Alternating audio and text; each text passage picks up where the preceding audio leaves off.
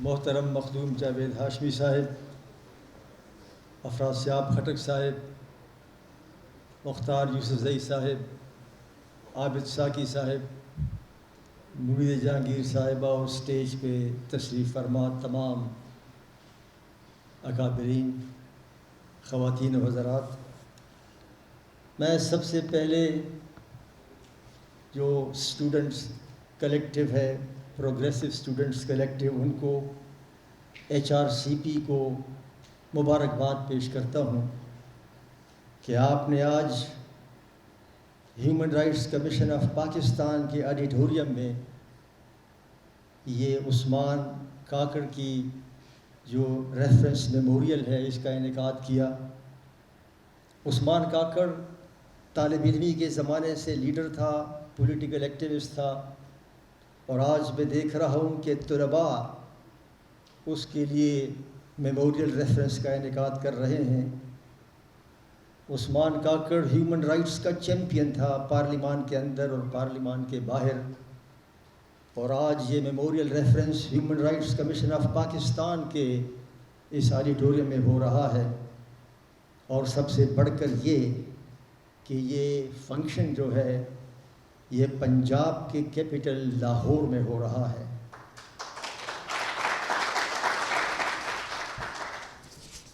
عثمان کاکڑ ایک توانا آواز تھے جمہوریت کا، پارلیمانی بالادستی کا، آئین کی بالادستی کا۔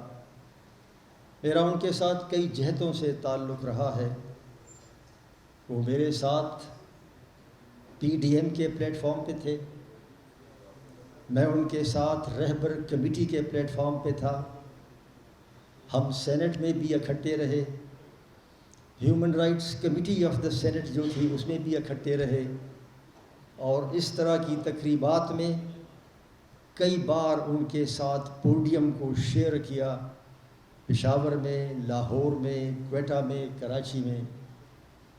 تو میں یہ کہہ سکتا ہوں کہ میں نے عثمان کاکڑ کو بہت قریب سے دیکھا۔ وہ جمہوریت کی اور آئین کی توانا آواز تھی، اور ان کی جو وفات ہے، جو شہادت ہے، اس میں مجھے ایک پیغام نظر آ رہا ہے، اور وہ پیغام یہ ہے کہ دیکھیے ان کی وفات پر ریاست کے بڑے بڑے عہدیداروں نے، خواہ وہ اسلام آباد میں تھے یا راولپنڈی میں تھے، انہوں نے خادم رضوی کی وفات پر تعزیت تو کی، لیکن نہ اسلام آباد کے حاکموں کو یہ توفیق نصیب ہوئی اور نہ راولپنڈی کے حاکموں کو یہ توفیق نصیب ہوئی کہ وہ عثمان کاکڑ کی موت پر تعزیت کریں۔ اور میں نے دیکھا کہ اسلام آباد میں سینئر صحافیوں کی تنظیم نے، جن کا سیاست سے کوئی تعلق نہیں ہے، انہوں نے بھی ریفرنس کا انعقاد کیا۔ آج طلباء نے اور HRCP نے ریفرنس کا انعقاد کیا۔ کیا پیغام ہے؟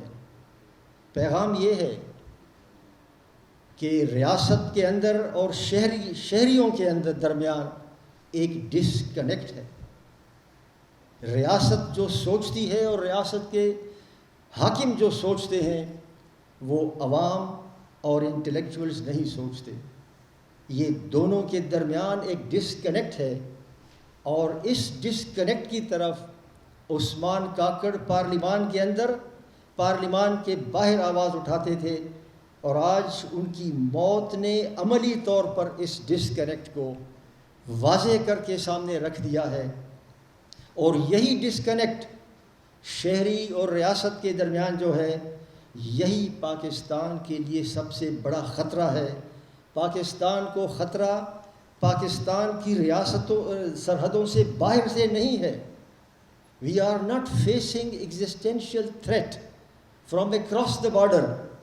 ہمیں ایگزسٹینشیل تھریٹ جو پاکستان کے سامنے ہے وہ بارڈرز کے اندر ہے، اور وہ یہ شہری اور ریاست کے درمیان جو ڈسکنیکٹ ہے۔ اور ابھی یہاں ذکر ہوا کہ جس طریقے کے ساتھ جو دوسرا پیغام ہے ان کی موت کا، وہ یہ ہے کہ جب ان کی ڈیڈ باڈی کو بلوچستان لے جایا گیا تو جس طرح لوگوں نے آگے آ کر، جس میں خواتین بھی شامل تھیں، اور for the first time Baloch بھی شامل تھے، بلوچ بھی شامل تھے، خواتین بھی شامل تھیں، اور ہزارہ کمیونٹی بھی شامل تھی، گویا انہوں نے اپنی موت میں یونٹی کا پیغام دیا کہ اگر اس کی آواز میں آواز کوئی ملائے گا تو خواہ وہ ہزارہ ہوں، خواہ وہ خواتین ہوں، خواہ وہ بلوچ ہوں، خواہ وہ پختون ہوں، وہ سارے اکٹھے ہو گئے تھے۔ اور یہ پیغام ہے، اور میں نوجوانوں سے گزارش کروں گا کہ اس پیغام کو، عثمان کاکڑ کی شہادت سے یہ جو میسج جا رہے ہیں، ان میسیجز کو آپ آگے لے کر چلیں۔ عثمان کاکڑ نے گلے شکوے بڑے کیے، اس نے نشاندہی کی تمام مسائل کی، لیکن ساتھ ہی ساتھ اس نے اپنے حصے کی شمع جلائی۔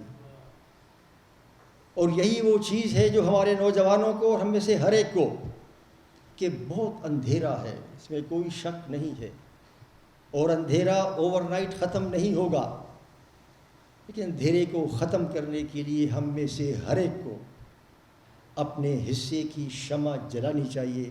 آج آپ نے اپنے حصے کی شمع جلائی ہے، اور میں آپ کو کمپلیمنٹ کرتا ہوں۔ Thank you very much for this کہ آپ لوگوں نے آج اپنے حصے کی شمع جلائی ہے۔ افریہ صاحب خٹک صاحب نے اور عابد ساکی صاحب نے اور سب نے بڑی کام کی باتیں کی ہیں۔ میں صرف دو چیزوں کی طرف، ایک تو یہ ہے کہ عثمان کاکڑ کو کس چیز کا زیادہ خطرہ تھا، ڈر تھا، جس کا وہ برملا پارلیمان کے اندر اظہار کرتے تھے، اور وہ یہ تھا کہ اس ملک کے اندر جو سینٹرسٹ سوچ ہے وہ ختم نہیں ہوئی۔ جس طرح ابھی ذکر ہوا کہ صدارتی نظام کی بات، وہ اپنے تصور کی آنکھ سے یہ دیکھ رہے تھے، اگرچہ انہوں نے اس کا اظہار ان الفاظ میں نہیں کیا جن الفاظ میں میں کر رہا ہوں، لیکن انڈر لائنگ خدشات ان کے یہ تھے کہ پاکستان کی ریاست میں مقتدر حلقوں نے عوام کی بالادستی کو، پارلیمان کی بالادستی کو قبول نہیں کیا، اور جب 18ویں آئینی ترمیم کے ذریعے آئین کے اندر مارشلائی جو ترامیم لائی گئی تھی ان کو ختم کیا گیا، تو وہ یہ آواز اٹھا رہے تھے کہ دیکھو خدشہ ہے اس بات کا کہ 18ویں آئینی ترمیم کو رول بیک کیا جا رہا ہے، اور میں اب بھی سمجھتا ہوں کہ ہاں وہ خطرہ موجود ہے، اس لیے کہ 18ویں آئینی ترمیم میں چند بنیادی اصلاحات کی گئی تھی آئینی ڈھانچے میں، اور وہ یہ تھیں کہ صدر کا وہ اختیار کہ پارلیمان کو برطرف کر دے ختم ہو گیا تھا، عدالتوں کا یہ اختیار کہ نظریے ضرورت کے تحت ٹیک اوور کو کنڈون کر سکیں وہ ختم کر دیا گیا تھا، جو ٹریزن کا قانون تھا اس میں صرف یہ نہیں کہ جس نے آئین کو پامال کیا وہ غداری کا مرتکب ہے، بلکہ یہ بھی کہا گیا کہ اس کے جو معاونین ہیں وہ بھی غداری کے مرتکب ہیں۔ تو ایک نیا آئینی ڈھانچہ آ گیا تھا، اور اسی آئینی ڈھانچے کے تحت ہم نے دیکھا کہ ایک حکومت نے 5 سال پورے کیے، انتخابات ہوئے، دوسری حکومت نے بھی 5 سال پورے کیے، کیسے بھی انتخابات ہوں، کیسے بھی انہوں نے 5 سال کا وقت پورا کیا۔ پہلی حکومت کے بھی ایک وزیر اعظم کو عدالت کے ذریعے برخاست کیا گیا، دوسری حکومت میں بھی ایک وزیر اعظم کو عدالت کے ذریعے برخاست کیا گیا، لیکن دونوں حکومتوں نے اپنی اپنی ہی جماعت کے دوسرے وزراء اعظم کو منتخب کیا پارلیمان سے۔ So what happened? 18ویں آئینی ترمیم کے بعد آئینی ڈھانچہ مستحکم ہونا نظر آ رہا تھا، ایک کے بعد دوسرا انتخاب، دوسرے کے بعد تیسرا انتخاب، اور اس کے ساتھ ہی نہ صرف انتخابات بلکہ پیسفل ٹرانسفر آف پاور۔ تو عثمان کاکڑ کو یہ خدشہ تھا، اور یہ خدشہ اب بھی ہے، کہ یہ پیسفل پاور آف ٹرانسفر کچھ لوگوں کو جج سوٹ نہیں کرتا، اور اس کے خلاف سازشیں ہو رہی ہیں، اور وہ سازشیں اب بھی جاری ہیں۔ ورنہ آپ کبھی بھی اخبار میں مشرف کے دور کے ایڈوائزر کے یہ مضمون نہ پڑھتے کہ پاکستان میں جو ہے صدارتی نظام ہونا چاہیے، اور دلیل یہ دیتے ہیں کہ قائد اعظم کی ایک پرسنل ڈائری میں صدارتی نظام کے حق میں بات کی گئی ہے. So I think that the message of Usman Kakar's legacy now is کہ ہم 18ویں آئینی ترمیم اور NFC کا بھرپور دفاع کریں. اور دوسرا میسج، کاش عثمان کاکڑ زندہ ہوتا. کل ہی راول پنڈی اور اسلام آباد کے جو مقتدر لوگ ہیں ان کی کل میٹنگ ہوئی، اور وہ افغانستان کے بارے میں تھی کہ افغانستان میں جو صورتحال ہے کیا نقشہ بننے والا ہے. عثمان کاکڑ ہمیشہ خواہ وہ ہیومن رائٹس کمیٹی تھی یا خواہ وہ پلینری سینٹ تھا یا خواہ وہ سیمینار تھے، وہ یہی بات کرتا تھا کہ دیکھو تم افغانستان کے اندر اپنے لوگوں کو بھیجنا بند کر دو.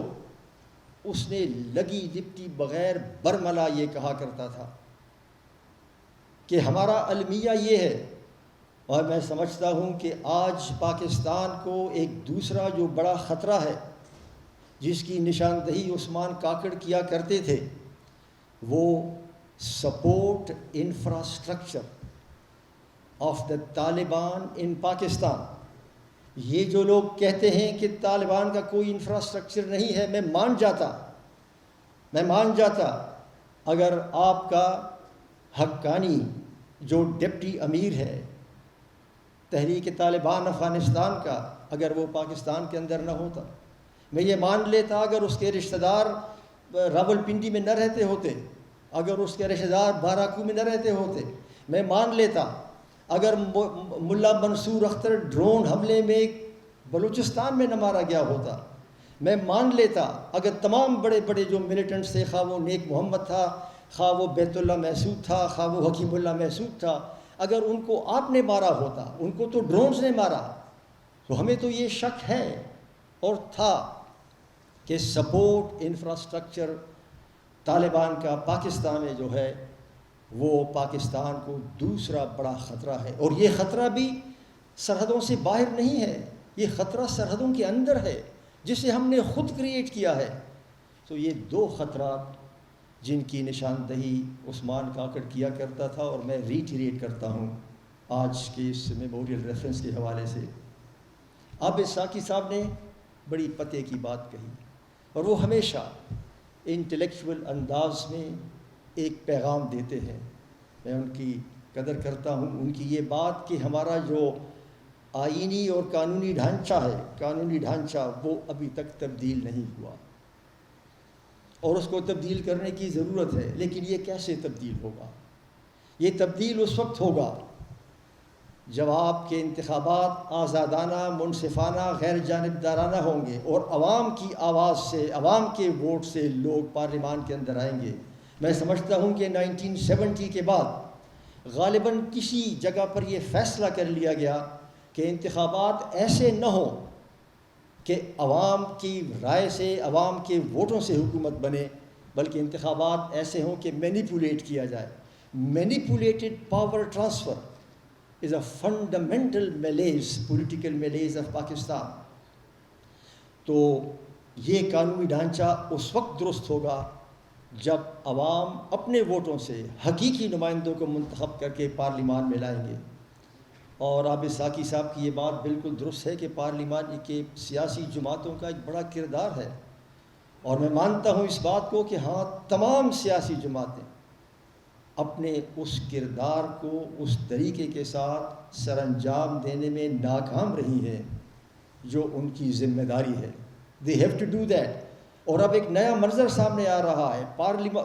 سیاسی جماعتوں کے اندر ان پر دباؤ ڈالا جاتا ہے، اور دباؤ ڈالنے کے بعد ان کے اندر کچھ اٹھنے والی آوازیں ہوں انڈیویژول، ان کو دبانے کی کوشش کی جاتی ہے. اور میں دیکھ رہا ہوں کہ اگر وہ آوازیں نہ دبیں تو ہو سکتا ہے کہ ان آوازوں کو سیاسی جماعت سے باہر ہی ان کا گلا گونٹا جائے اور ان کو ختم کیا جائے. یہ ایک نیا تھریٹ ہوگا پاکستان کی سیاست اور پاکستان کی جمہوریت کو. These are the factors which we must keep in mind. میں ایک بار پھر پروگریسو اسٹوڈنٹس کلیکٹیو HRCP اور آپ سب کو مبارکباد پیش کرتا ہوں اور آپ سے گزارش کرتا ہوں کہ ہم سب اپنے اپنے حصے کی شمع جلائیں. عثمان کاکڑ کے لیے میں آخر میں یہی کہوں گا کہ وہ ان لوگوں میں سے تھا جو اگر سامنے سے تیر آ رہا ہو، ایرو آ رہا ہو، تو وہ تیر سے گھبرانے والا نہیں تھا، بلکہ وہ یہ کہتا تھا کہ ادھر آ او ظالم، ادھر آ او ظالم، ہنر آزمائیں، تو تیر آزما ہم جگر آزمائیں.